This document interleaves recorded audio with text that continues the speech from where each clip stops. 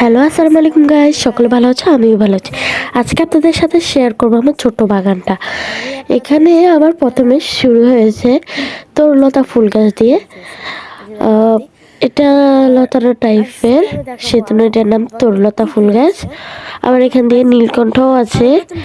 নীলকণ্ঠ ফুল ফুটে প্রত্যেক দিনে একটা একটা। আজকেও একটা ফুটেছে, এই তো। আর দেখেন অনেক সুন্দর কালার এটা।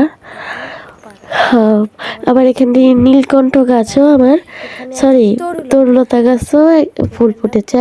আজকে একটাই ফুটেছে, প্রত্যেক দিনে একটা একটা ফুটে না, অনেকগুলোই ফুটে। সো আজকে একটাই ফুটেছে।